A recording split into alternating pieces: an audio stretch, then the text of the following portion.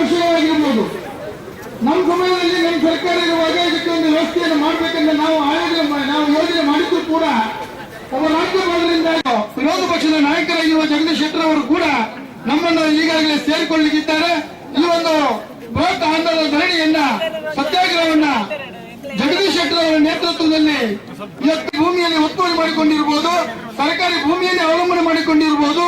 ಅವರಿಗೆ ಅವರವರ ಜಾಗವನ್ನ ಅದು 50 ಇರ್ಬೋದು, 50 ಇದೆ. ಒಂದು ವೇಳೆ ಇದನ್ನು ಸರ್ಕಾರ ನಿಲ್ಲಿಸದೇ ಇದ್ರೆ, ನೋಟಿಸ್ ಕೊಡುವುದನ್ನ ನಿಲ್ಲಿಸಿ ಹಕ್ಕುಪತ್ರವನ್ನು ನಮಗೆ ಕೊಡದೇ ಇದ್ರೆ, ಭಾರತೀಯ ಜನತಾ ಕೂಡ ನಿರ್ಲಕ್ಷ್ಯ ಮಾಡಿದ್ರೆ ಖಂಡಿತವಾಗಿ ಈ ಜಿಲ್ಲೆಯ ಜನ ಎಷ್ಟು ಸುಮ್ಮನೆ ಇರುವುದಿಲ್ಲ. ಬಹುಶಃ ಬೃಹತ್ ಆಂದೋಲನವನ್ನು ಮಾಡಬೇಕಾಗ್ತದೆ. ಮತ್ತೆಲ್ಲರೂ ಕೂಡ ಅದೇನು ಸತ್ಯಾಗ್ರಹ ಇರಬಹುದು, ಇದನ್ನು ದೊಡ್ಡ ಮಟ್ಟದಲ್ಲಿ ಮುಂದಿನ ದಿನಗಳಲ್ಲಿ ಮಾಡುವಂತ ಅವಕಾಶವನ್ನು ಸರ್ಕಾರ ಕೊಡುವುದು ಬೇಡ.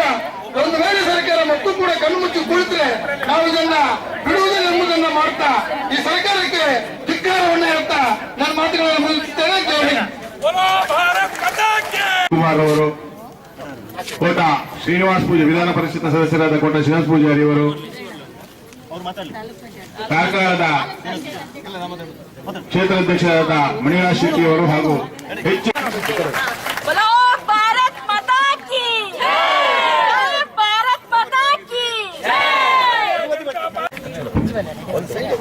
ಭಾರತೀಯ ಜನತಾ ಪಾರ್ಟಿಯ ಉಡುಪಿ ಜಿಲ್ಲೆಯ ನೇತೃತ್ವದಲ್ಲಿ ರಾಜ್ಯ ವಿಧಾನ ಪರಿಷತ್ ಸದಸ್ಯರಾದಂತಹ ಕೋಟ ಶ್ರೀನಿವಾಸ್ ಪೂಜಾರಿ ಅವರೇ, ಜಿಲ್ಲಾ ಪಂಚಾಯತ್ನ ಮತ್ತು ಈ ಹೋರಾಟಕ್ಕೆ ಆಗಮಿಸಿದಂತ ಎಲ್ಲ ಕರ್ನಾಟಕ ಸರ್ಕಾರದಿಂದ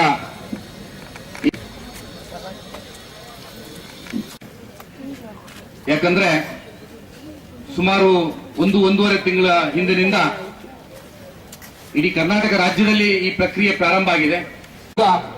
ಜಿಲ್ಲಾಧಿಕಾರಿಗಳನ್ನ ಭೇಟಿಯಾಗಿ ಯಾವುದೇ ಕಾರಣಕ್ಕೆ ಯಾರು ಸರ್ಕಾರಿ ಭೂಮಿಯಲ್ಲಿ ವಾಸಿಸ್ತಾ ಇದ್ದಾರೆ ಬಡವರು ಅದನ್ನ ತಡೆಯನ್ನ ಹಿಡಿದಿದ್ದಾರೆ. ಆ ನಂತರ ನಮ್ಮ ಜಿಲ್ಲಾ ಉಸ್ತುವಾರಿ ಸಚಿವರು ಎತ್ತರಿಸಿ ಪ್ರಾಯಶಃ ಕಾಂಗ್ರೆಸ್ ನಾಯಕರುಗಳು ಕೊಡ್ತಾ ಬಂದರು. ಆದ್ರೆ ವಾಸ್ತವಾಂಶವಾಗಿ ಭಾರತೀಯ ಜನತಾ ಪಕ್ಷದ ನೇತೃತ್ವದ ಸರ್ಕಾರ ಇರುವಂತಹ ಸಂದರ್ಭದಲ್ಲಿ ಯಾವ ಕಾನೂನನ್ನ ನಾವು ಮಾಡಿದ್ದೇವ ಆ ಕಾನೂನಿಗೆ ಪ್ರಾಯಶಃ ಇವತ್ತಿಗೂ ನಾವು ಬದ್ಧರಿದ್ದೇವೆ. ಅದಕ್ಕೆ ಆಕ್ಷೇಪ ಇಲ್ಲ. ನಾವು ಇವತ್ತು ಸುನೀಲ್ ಕುಮಾರ್ ಅವರು ಸಂಸದ ಶೋಭಾ ಕರಂದ್ಲಾಜೆ ಅವರ ಮನವಿಯನ್ನು ನೀಡಬೇಕಾಗಿ ವಿನಂತಿಸ್ತಾ ಇದ್ದಾರೆ.